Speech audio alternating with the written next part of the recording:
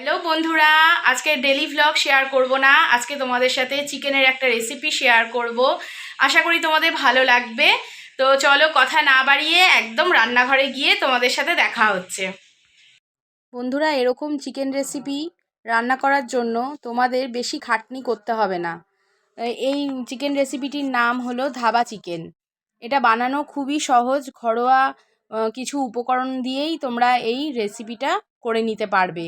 তো welcome back to my channel রুমকির কথা। তো তোমরা আজকে দেখো আমার সাথে আমি এই রান্নাটা কিভাবে করব। আর দেখতে কিন্তু খুবই সুস্বাদু, খেতেও যেমন সুস্বাদু হয়েছে, দেখতেও খুব সুন্দর হয়েছে। তো এই রেসিপিটা করার জন্য প্রথমেই দেখো এখানে ক্যাপসিকাম লাগবে, টমেটো লাগবে, আর লাগবে পেঁয়াজ কুচো। ভেজিটেবিলের মধ্যে এইগুলোই লাগবে। তো চলো এবার দেখে নিই। চিকেনটা আমি এখানে 1 কিলো চিকেন আছে, আমি ভালো করে ধুয়ে নিয়েছি। বোনলেসের কোনো ব্যাপার নেই, পুরো যেরকম তোমাদের দরকার তোমরা সেরমভাবেই চিকেনটা নিতে পারো। তো ভালো করে ধুয়ে এর মধ্যে আমি ভিনিগার দিচ্ছি। আর এখানে তোমাদের যদি ভিনিগার না থাকে তা লেবুর রসও দিতে পারো, দুটোই দেওয়া যায়। আর এর মধ্যে দিয়ে দিচ্ছি আমি বড় চামচ, যেহেতু তাই বড় চামচে 1.5 চামচ আদা রসুন পেস্ট। এখানে আমি আদা আর রসুন একসাথেই পেস্ট করে নিয়েছি। আর এরপরে দেব হলুদ গুঁড়ো। এখানে কিন্তু সব মশলাই দুবার করে ব্যবহার হবে। প্রথমে মেরিনেশনের জন্য এগুলো নিয়ে নিচ্ছি, তারপর পরে আবার এগুলো লাগবে। তারপর কাশ্মীরি লঙ্কার গুঁড়ো দেব।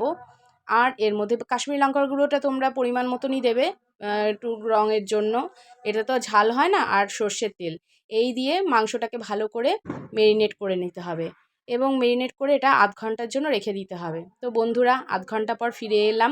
এখানে ফোড়নে দেব মৌরি আর সাদা জিরে। এই দুটো ফোড়ন দিয়ে যখন সুন্দর গন্ধ বেরোবে, মৌরির মানে পোড়ার একটা খুব সুন্দর গন্ধ বেরোবে। এই গন্ধটা বেরোলে পারে তখন এখানে আমরা পেঁয়াজ কুচিটা দিয়ে দেবো। পরিমাণ মতনই দেবে সব কিলো। আমি তো 1 কিলো চিকেনের অনুপাত করে রান্নাটা করলাম, তোমরা দেখে নাও, সেই বুঝে তোমরাও করবে। তো এখানে পেঁয়াজ দিয়ে দিলাম। পেঁয়াজটা সব কিন্তু তোমরা পাতলা পাতলা করে কেটে নেবে। তারপর ক্যাপসিকাম দিয়ে দিচ্ছি এবং সমগ্র রান্নাটাই না একদম মানে মিডিয়াম ফ্লেমে করবে।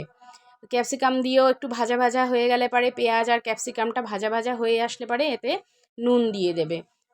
নুন কিন্তু এখন পুরো বেশি করে দেবে না, অল্প পরিমাণেই দেবে। এই পেঁয়াজ আর ক্যাপসিকামটা ভেজে নুনটা দিয়ে যখন দেখবে একটু নরম নরম হয়ে গেছে, ভাজা ভাজা হয়ে গেছে, তখন কিন্তু আবার দ্বিতীয়বার আদা রসুনের পেস্ট দেবে। আদা রসুনের পেস্টটা দিয়েও আবার একটু ভাজা ভাজা করে নেবে, 1-1.5 মিনিট মতন নাড়াচাড়া করে নেবে। দেখবে আদা রসুনের যে কাঁচা গন্ধটা থাকে সেটা যখন চলে যাবে, তখন এখানে কাশ্মীরি লঙ্কার গুঁড়ো দেবে। আর এর মধ্যে বেশি এখন না, কাশ্মীরি লঙ্কার গুঁড়োটা ওই 1/2 চামচের মতন দেবে। আর হলুদ গুঁড়ো পরিমাণ মতন দেবে। মনে রাখবে আগেও হলুদ গুঁড়ো দেওয়া হয়েছে। আর দেওয়া হচ্ছে ধনে গুঁড়ো। এখানে কিন্তু জিরে গুঁড়োর কোনো ব্যবহার নেই। জিরে গুঁড়ো তোমরা দেবে না, খালি ধনে গুঁড়োটাই দেওয়া হবে। এবার সবটাই কিন্তু মিডিয়াম ফ্লেম করে তোমরা করবে, এখন জল দেবে না।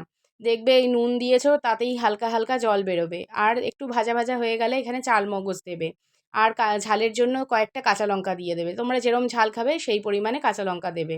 আর চাল মগজ যদি না থাকে বন্ধুরা, কাজু থাকলে কাজুও 5-6টা কাজুর টুকরো দিলেও চলবে। কিন্তু মেন রান্না কিন্তু এটাতে চালমগজ দিয়েই হয় এই রান্নাটা। এরপর দেখো এখানে আমরা টমেটো দিয়ে দেবো লাস্টে। টমেটোটা দেবে সবার লাস্টে। টমেটোটা দিয়ে একটু ভালো করে আবার কষিয়ে নেবে এগুলো। এবং এটা আবারও বলছি, পুরো রান্নাটাই কিন্তু মিডিয়াম ফ্লেমে হবে। কারণ মিডিয়াম ফ্লেমে না করলে এখানে তো সেরকম জলের ব্যবহার হয়নি, মশলাগুলো পুড়ে যাওয়ার ভয় থাকবে। তাই জন্য পুরো মিডিয়াম ফ্লেমেই তোমরা রান্নাটা করবে।